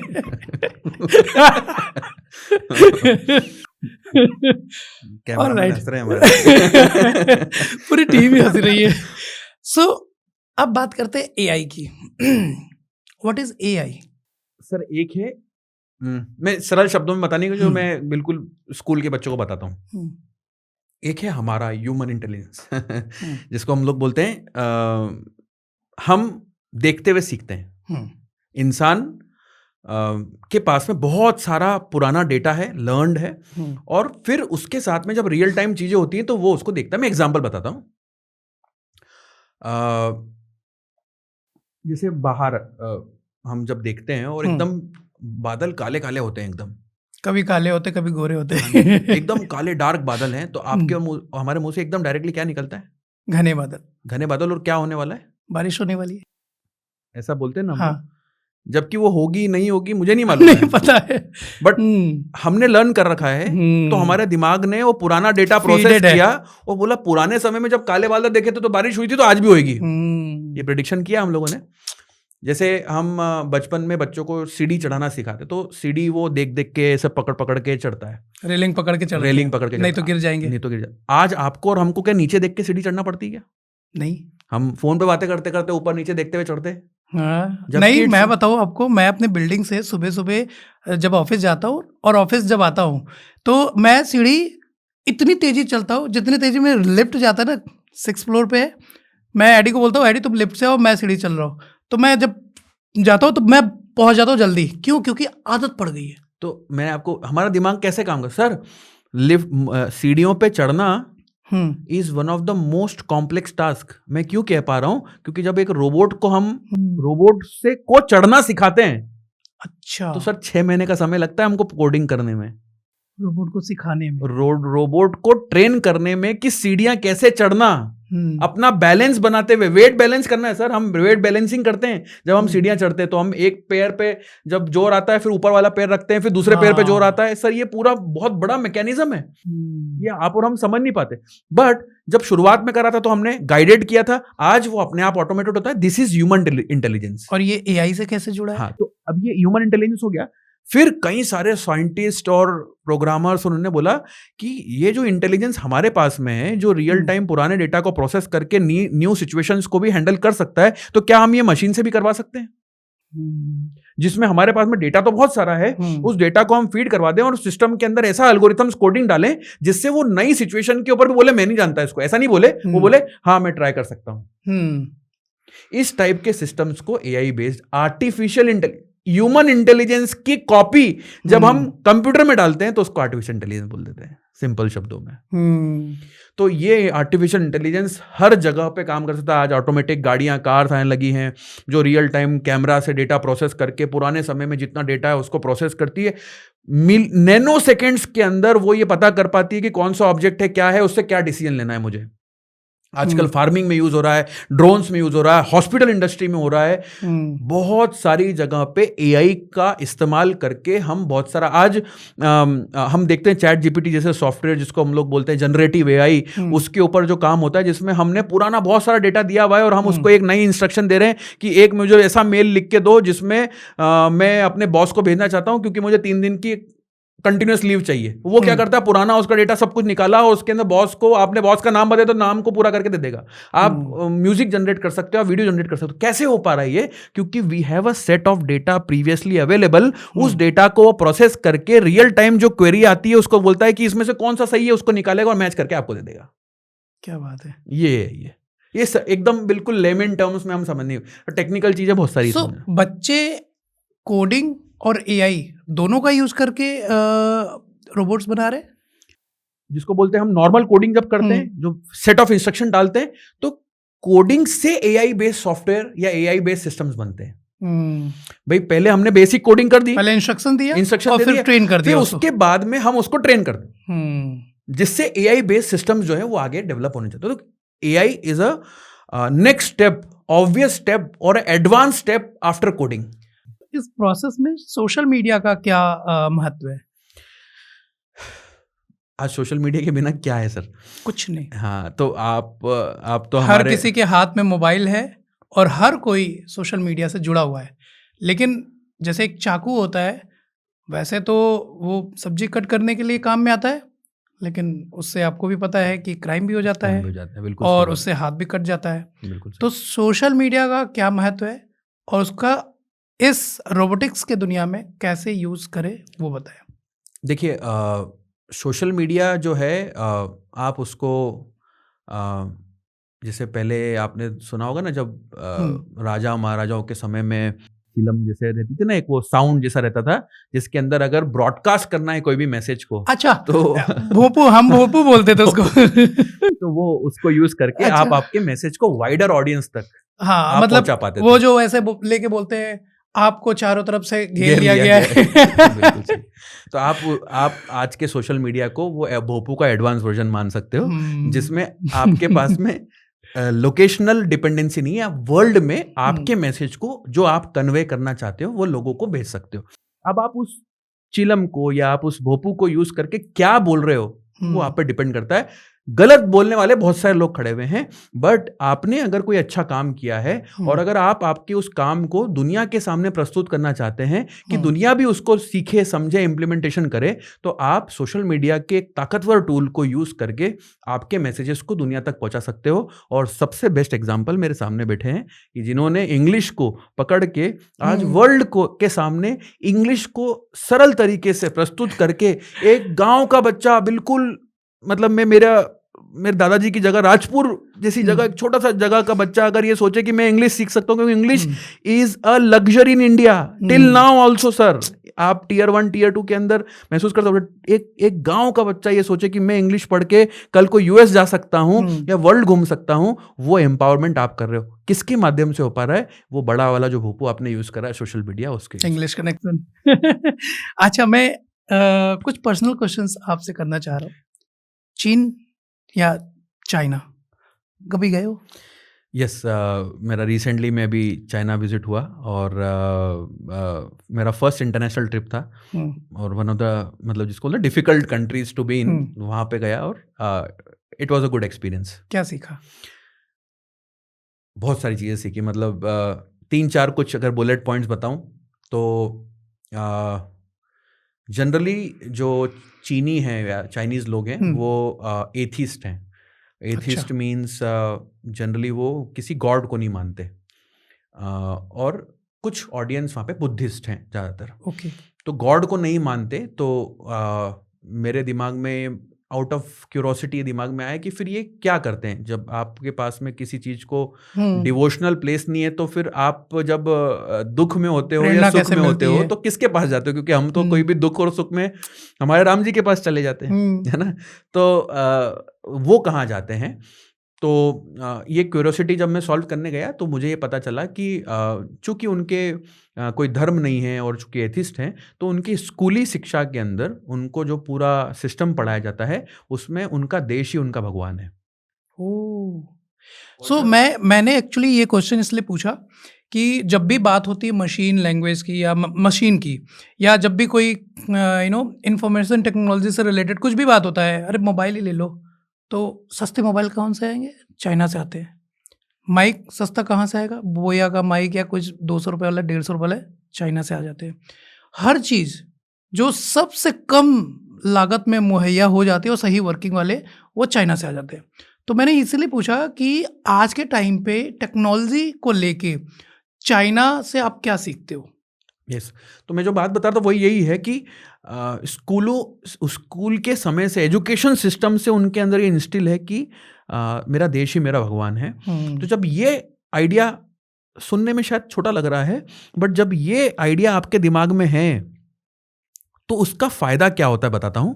जब वो मार्केट में जाते हैं, किसी कंपनी के लिए काम करते हैं, तो उनको काम करते समय ये नहीं लगता कि मैं इस कंपनी के लिए काम कर रहा हूं, उनको काम करते समय लगता है कि मैं देश के लिए काम कर रहा हूं। इसलिए मतलब पहला धर्म उनके लिए देश है। तो जब वो काम कर रहे हैं तो उसके अंदर उनके अंदर कोई मक्कारी नहीं रहेगी, कोई काम चोरी नहीं रहेगी, कोई टाइम पास नहीं होगा, कोई रील्स और शॉर्ट्स नहीं चलाया जाएगा, कोई अननेसेसरी छुट्टियां बहाना देके नहीं मारी जाएगी। इवन जो कंपनी ओनर है उसके अंदर भी वही सेम फीलिंग है, तो वो भी अपने एम्प्लॉयज का शोषण नहीं करता। एक बहुत सिस्टमेटिक एक एटमॉस्फेयर बना हुआ है जहां पे एक डिसिप्लिन रूप से एक व्यक्ति अपने ऑफिस आवर्स में, प्रोफेशनल आवर्स को इतना सही तरीके से इन्वेस्ट करता है कि हमारे यहाँ पे एक व्यक्ति जो काम करता है, मतलब मैं कोई कंपैरिजन नहीं कर रहा, मेरे देश के लोगों को मैं नीचा नहीं बताना चाह रहा, जो मैंने सत्यता देखी उनके अंदर कल्चर बनाने से, और वो कल्चर हम लोग भी लाएंगे तो हमारे अंदर भी आ सकती है कि हमारे अंदर का या वहाँ का एक व्यक्ति और हमारे यहाँ के 5 व्यक्ति के बराबर काम करता है वो। और डिसिप्लिन के मामले में 8:30 बजे मैंने उनको मतलब घर से निकल के 9 बजे ऑफिस में पंच करते हुए देखा। शाम को 5-6 बजे वो ऑफिस से एग्जैक्टली निकल जाते हैं। सैटरडे संडे उनको एंजॉयमेंट करना है वो करते हैं, और बड़े से बड़ा ऑर्डर 12, 15, 20 लोगों की टीम काम अच्छे से कर पाती। इसीलिए मेहनती है अंदर से और और जिसको बोलते हैं काम के प्रति उनका लगाव है और पॉजिटिविटी और कोई मक्कारी नहीं है, इसीलिए वो बड़े से बड़े इनोवेशन जो है वो अपनी जगह। मैं जब मैंने कुछ फैक्ट्रीज विजिट करी तो उनका एक कल्चर ये है कि खाना खाने के बाद में, जब खाना दोपहर में खाते हैं तो थोड़ी देर के लिए कुछ आराम भी कर लेते हैं। सब जगह नहीं बट कुछ जगह मैंने देखा, तो वो अपने वर्क प्लेस के नीचे थोड़ी देर 15-20 मिनट आधे घंटे का नैप ले लिया और उसके बाद में फिर काम पे लग जाते हैं। तो एम्प्लॉय अपना उसको मालूम है कि मुझे क्या करना है, वो अपना नैप ले रहा है। मुझे ओनर जब वो जगह दिखाने गया तो उसने उनको डिस्टर्ब नहीं किया कि उठो, क्योंकि उसको मालूम है कि वो अपना काम करके वापस लग जाएगा वो उसके अंदर। उन्होंने अपना मुझे दिखाया और वो अपने पास में चले गया। इस ही वजह से उनके अंदर जो काम करने की क्षमता है वो बड़े से बड़ा टास्क जो है वो कर पाते। यही समय हम जो है आगे आने वाले 10 साल के अंदर जो इंडिया फॉर्च्यून जिसको बोलते हैं, इंडिया की सक्सेस स्टोरी, अगर ये थोड़ा सा हम अपने बेसिक काम करने की प्रवृत्ति को थोड़ा सा चेंज करेंगे तो ये हमारे पास में, चूंकि सबसे बड़ा एसेट है वो है ह्यूमन रिसोर्स, उस रिसोर्स को यूज करके हम भी उस स्टेट तक वहां पे पहुंच सकते हैं। रजनीकांत सर की एक मूवी आई थी रोबोट, सो उसमें रोबोट को प्यार हो जाता है ऐश्वर्या राय से। सो वो क्या था, क्या सच में इमोशंस होते हैं रोबोट के अंदर? देखिए, मैं बॉलीवुड और हॉलीवुड की जो बात करूंगा उसमें बहुत सारी चीजें बनाई जाती हैं, कई सारी क्या बोलते हैं जिसको ना साई-फाई, जो कई सारे हमारे दिमाग के चीजें हैं उसको ऐसा ये प्रस्तुत किया था कि ये ओरिजिनल है। बट जो जैसे आज से 10 साल पहले जो प्रस्तुत किया गया था एज अ साई-फाई मूवी, जो उस समय प्रेजेंट में नहीं था, वो आज होते हुए दिख रहा है। तो जो रोबोट, जो आप जिस रोबोट की बात कर रहे हैं, वो रोबोट आज उस शेप और फॉर्म में नहीं है जैसा वो मूवी में दिखाया गया है।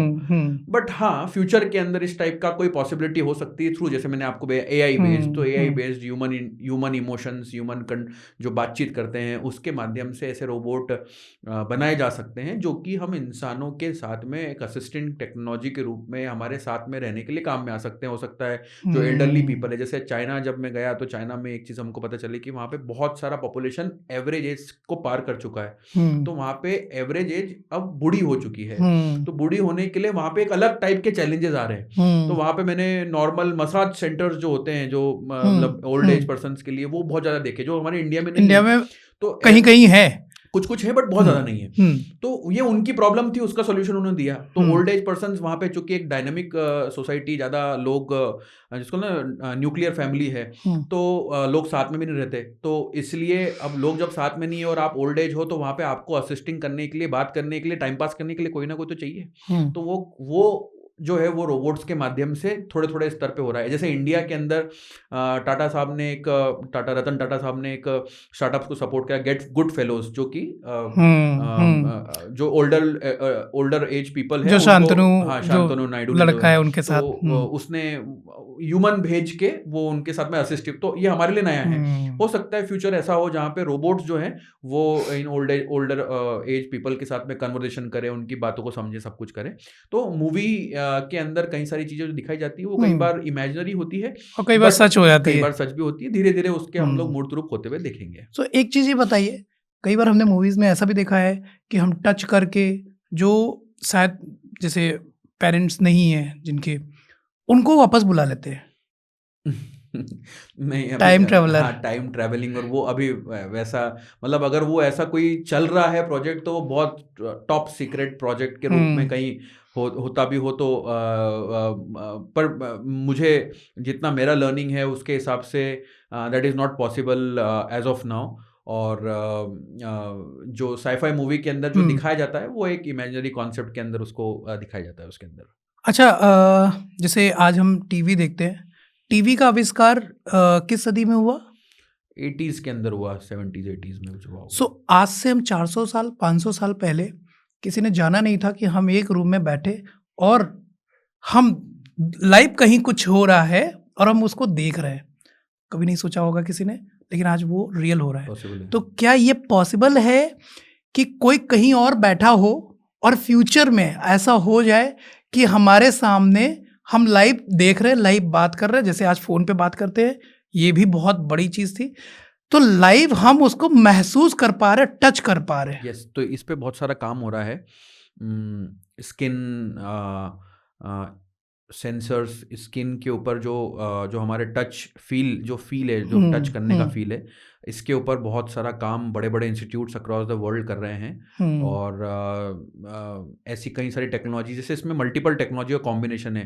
तो ऑग्यूमेंटेड रियलिटी, वर्चुअल रियलिटी, तो आपने AR VR देखा हो, तो उसमें आजकल लोग ग्लासेस पहनते हैं, तो उसमें you feel that you are at a place, जैसे कि आपकी 10 लोग हैं, अलग अलग कंट्रीज में हैं, तो through VR based device you can actually feel कि आप वो 10 लोग एक टेबल के अक्रॉस बैठे हो और आप एक्चुअल में एक दूसरे के साथ में बात कर रहे हो।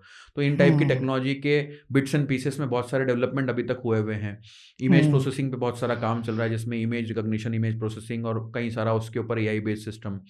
फिर जो मैंने बताया आपको टच बेस्ड, टच सेंसिटिविटी है, उसके ऊपर बहुत सारा काम हो रहा है। तो ये बिट्स एंड पीसेस में बहुत सारा काम हो रहा है, जिसके अंदर आगे जाके इट इज़ ऑब्वियसली कि हो सकता है कि ऐसी चीज़ भी दिखे जिसमें हम रिमोटली एक सेंस कर सकें किसी एक व्यक्ति को, जो वहाँ पे या तो अलाइव है या शायद नहीं भी है, बट हम उसके वो सेंसेस को, जैसे कि हर एक व्यक्ति का अपना एक फील होता है, तो वो फील हम महसूस कर सकें। मैं चाहूँगा ये जल्दी आए, पता है क्यों? मैं 17-18 साल की उम्र से घर से बाहर था, तो जब मैं आता था घर, मतलब 2 महीने, 3 महीने, 4 महीने, तो मेरी माता जी निगाहें लगाए बैठी रहती थी 2-2 घंटे, 3-3 घंटे, और जब जाता था तो बड़ा प्यार से, मतलब हग करना और माथे पे किसी करना कि मेरा बेटा जा रहा है। तो उन माँओं के लिए कितना बड़ा वरदान होगा जब फ्यूचर में ऐसा आएगा, तो माएँ, क्योंकि मातृत्व से बड़ा लव कोई है ही नहीं, तो वो उस चीज़ को फील कर पाएंगे और बच्चा भी फील कर पाएगा इस चीज़ को फ्यूचर में जब भी आएगा। आई विश कि ये मेरे टाइम पे आए ये लेकिन आई एम श्योर आएगा जरूर। यस आएगा। टेक्नोलॉजी का अडॉप्शन, टेक्नोलॉजी डेवलपमेंट बहुत रैपिड स्पेस से हो रहा है। मतलब मैं याद करता हूँ 2007-8 में मुझे पहली बार मेरा मोबाइल मिला था मुझे, और वो मोबाइल फ़ोन वो छोटा सा नोकिया का फ़ोन था। और लॉन्ग पत्थर स्टोरी जैसा शॉर्ट, मोबाइल। हाँ 12 साल के अंदर हम आज वर्ल्ड के best of the best computational power हमारे हाथ में है। तो टेक्नोलॉजी ने जिस रैपिड स्पेस से ग्रो किया है आफ्टर इंटरनेट एज, 101% आप इन टाइप की डिवाइसेस को आपके अगले 10-15 साल के अंदर देखेंगे। जब बात हम कर रहे हैं टेक्नोलॉजी की, तो हम एलन मस्क की बात करना चाहेंगे। यस ये किस प्रोजेक्ट पे काम कर रहा है? शॉर्ट में जानना ज़रूरी है मेरे ऑडियंस के लिए। सो ये जो कार बनाना चाह रहे हो वो क्या है और कितना जुड़ा है टेक से? तो देखिए, टेस्ला जो उनकी कार है, वो ऑटोमेटेड कार्स ऑलरेडी US के अंदर, चाइना के अंदर मैंने देखा, ड्राइवरलेस, दुबई के अंदर ऑलरेडी इम्प्लीमेंटेड है। इंडिया में भी अभी कुछ परमिशन इशू हैं, बट बाकी, और यहाँ पे परमिशन इशू भी, और दूसरा हमारा इंफ्रास्ट्रक्चर भी डेवलप हो रहा है। हमारा सिविक सेंस जो है, इंसानों का सेंस, क्योंकि हमारा भी ट्रैफिक सेंस कम है, कोई भी कहीं पे भी इधर उधर कुछ है तो driverless car could be a good big chaos in India. But yes, it will come sooner later, वो तो 100% होना ही है। ड्राइवरलेस कार यूनिक कॉन्सेप्ट है। आपका डेस्टिनेशन पॉइंट डालो, वहाँ पे कैमराज होते हैं, लिडार्स होते हैं। कैमरा का एक सेटअप आप समझ लीजिए कि एक ऐसा कैमरा इमेजिन कीजिए कि कार के ऊपर लगा हुआ है, और वो 360 चल रहा है, 10,000 टाइम्स हर सेकंड में घूम रहा है। 10,000 टाइम्स? हाँ, अगर वो कैमरा घूम रहा है और वो आसपास की इमेजेस को कैप्चर कर रहा है, और वो देख रहा है क्या क्या ऑब्जेक्ट है, प्रोसेस कर रहा है, गीगाबाइट्स ऑफ डेटा एक साथ 1 सेकंड में प्रोसेस होके उसके हिसाब से डिसीजन लेके कार को बता रहा है कि यहाँ पे सामने ऑब्जेक्ट है, इतनी जल्दी डिस्टेंस। हमारे कारों में आजकल ADAS सिस्टम आने लगे हैं। वो ADAS सिस्टम उस ड्राइवरलेस कार का एक फर्स्ट वर्जन मान लो आप, जिसके अंदर ADAS सिस्टम के अंदर ऑब्जेक्ट सामने है तो वो ऑटोमेटिक ब्रेकिंग लगा देता है, लेन असिस्टेंस उसके अंदर होता है।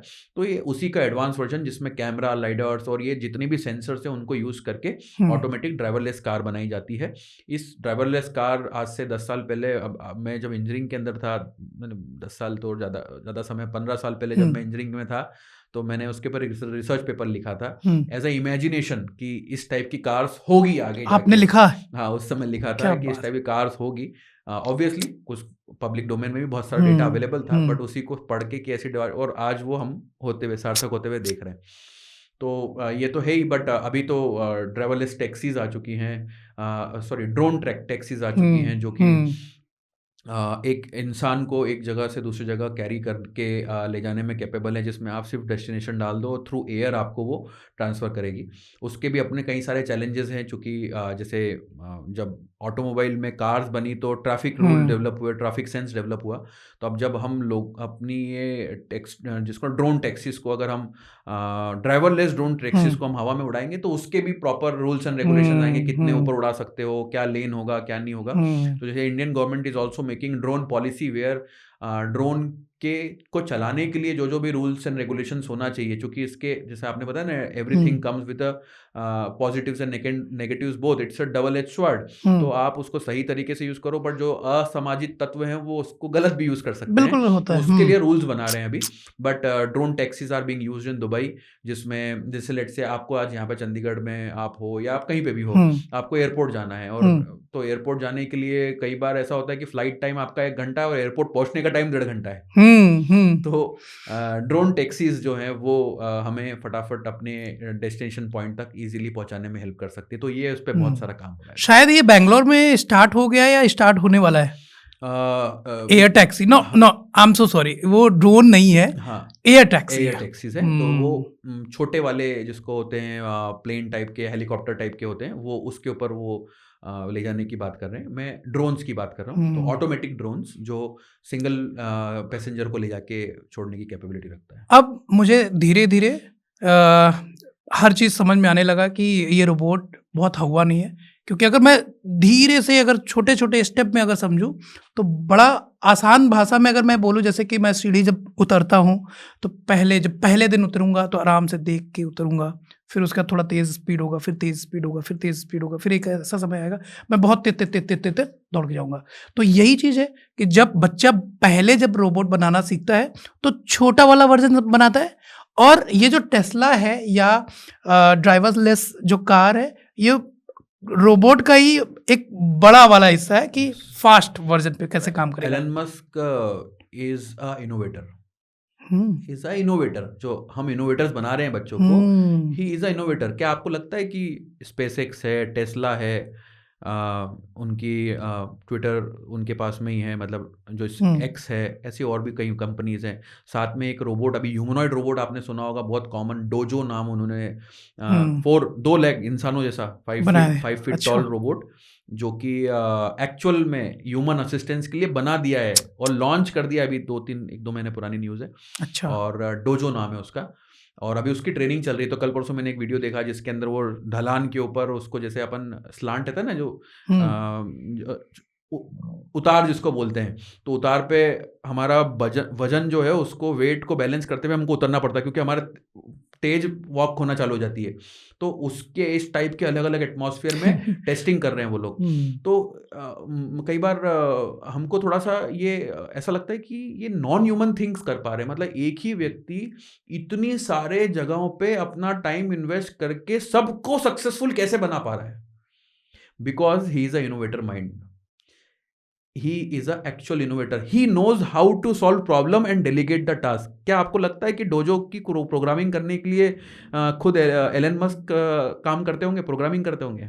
क्या आपको पता है कि स्पेसएक्स के अंदर जो रॉकेट वापिस अभी उन्होंने कितना बड़ा कारनामा कर दिया कि एक प्रॉपर रॉकेट को लॉन्च करके उसकी सक्सेसफुल प्रॉपर लैंडिंग करवा दी। ये तो पहले के जमाने में रॉकेट को डिस्ट्रॉय करना पड़ता था, जिससे tremendous cost of rocket development कम हो जाएगा और हम स्पेस एक्सप्लोरेशन में मून और मार्स तक जा सकते हैं।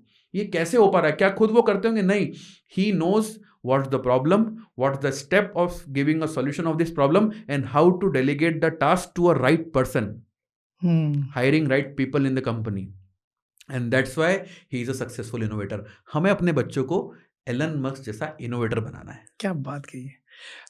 बड़ा मज़ा आया मुझे। सवाल बहुत कुछ हैं, और आई एम श्योर कि मेरी जनता की तरफ से भी बहुत से सवाल आएंगे, क्योंकि मैं जब बात कर रहा हूँ आपसे तो मैं बहुत कुछ सीखना चाह रहा हूँ, और चूंकि समय कम है, लेकिन अभी कमेंट्स में बहुत से सवाल आने वाले हैं आपके लिए। Are you ready for that? अगले जो सवाल आएंगे मैं उनको कमेंट सेक्शन में भी जवाब देने की कोशिश करूंगा, और मैं भी लर्निंग प्रोसेस में हूँ। कोई अच्छा लर्न करेंगे तो एक बार और बैठ जाएंगे कभी। लेकिन सीखने को बहुत कुछ मिला। Yes, yes. मतलब अभी तक मुझे लगता कि रोबोट यार एक बहुत बड़ी चीज है, लेकिन अब लग रहा है कि मेरी आईडी भी सीख सकती है। Yes. और मेरी आईडी अगर सीख सकती है तो देश का हर एक बच्चा रोबोट बनाना सीख सकता है। और रोबोट सिर्फ ये मशीन नहीं है, बल्कि एक जर्नी है। जैसे कि आपने बताया कि बच्चे जब सीखते हैं तो इच्छा शक्ति उनकी बढ़ती है और जिज्ञासु होते हैं और बड़े बड़े काम वो करते हैं। तो ये चीज़ है। तो जाते जाते आप हमारे व्यूवर्स को क्या मैसेज देना चाहेंगे? पेरेंट्स को ये बोलना चाहूँगा कि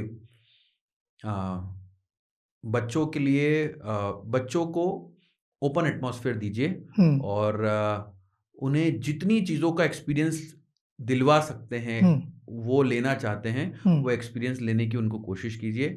एक जिसको खुले परिंदे की तरह उनको उड़ने दीजिए। हमारा पहले का सिस्टम ऐसा था जिसमें हम शैकल्स में बंधे हुए थे कि हम एजुकेशन सिस्टम्स को कैसे चैलेंज कर सकते हैं। बट आज in the information age everything has been proved. तो एजुकेशन जो हो रहा है एकेडमिक वो तो ठीक है, बट उसके साथ में every child is unique, talented and curious. Try to figure out उस बच्चे के अंदर क्या यूनिक और क्यूरोसिटी और क्या चीज़ में वो बेस्ट है, उस बेस्ट चीज़ को डबल डाउन कर दीजिए। मुझे लगता है कि आपका बेटा या बेटी जो भी है वो मतलब बड़े बड़े मिरेकल्स करने के लिए कैपेबल है। आपका बैक मिलेगा एज अ पेरेंट्स तो बहुत सारा काम करता है। और स्टूडेंट्स के लिए बोलना चाहूँगा कि try to do as weird thing as possible. मैं जब प्रोग्रामिंग पढ़ाता हूँ बच्चों को तो हमारा 1 घंटे का लेक्चर होता है, तो मैं 45 मिनट तो टॉपिक पढ़ाता हूँ और आखिरी के 15 मिनट उनको बोलता हूँ जितने वियर्ड क्वेश्चन पूछ सकते हो पूछ डालो। जैसे प्रोग्रामिंग के अंदर सेमीकोलन लगता है तो वो नॉर्मल मास्टर जी जो रहते हैं ना कॉलेज के, उनसे नहीं पूछ पाते कि सर सेमीकोलन ही क्यों लगा रहे हैं, कोलन क्यों नहीं लगा रहे हैं, कॉमा क्यों नहीं लगा रहे हैं। तो मैं उनको मौका देता हूँ कि try to ask all weird questions.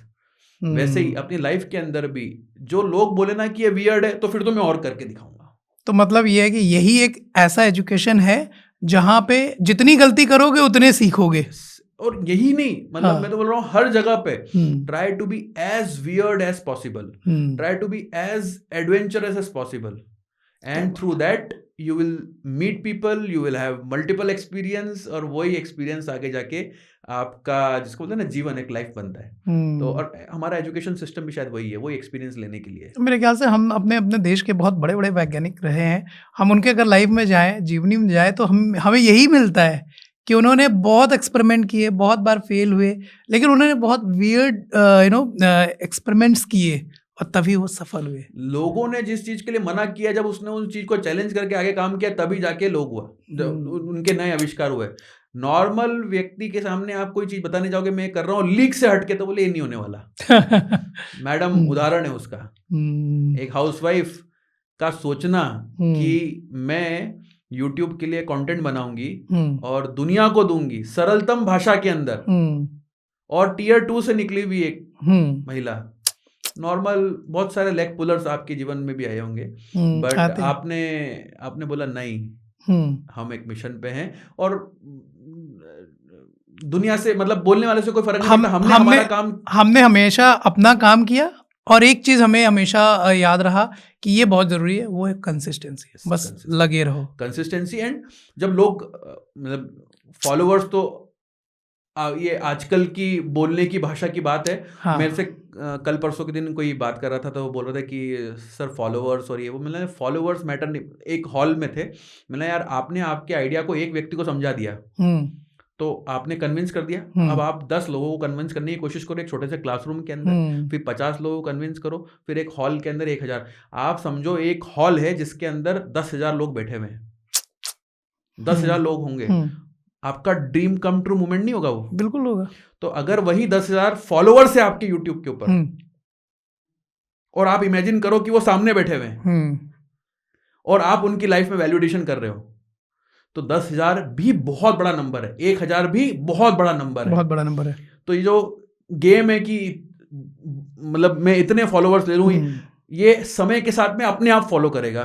But आपने अगर आपके पैशन को फॉलो किया, what all things that you have, आपने वो प्रेजेंट कर दिया, और अगर वो 1,000 लोग ही उनकी लाइफ चेंज हो गई, तो उससे बड़ी चीज मुझे लगता है जीवन की सार्थकता यहाँ पे। देखिए, मैंने पॉडकास्ट जब शुरू किया था तो मेरा एक ही ध्येय था कि मैं सीखूं बहुत कुछ, और आज इस पॉडकास्ट से मुझे बहुत कुछ सीखने को मिला है। आई एम श्योर कि मेरी जनता को भी बहुत कुछ सीखने को मिला है। पेरेंट्स यहाँ पे हैं, वो अपने बच्चों को दिखाएंगे और बच्चे अपने फ्रेंड्स को शेयर करेंगे।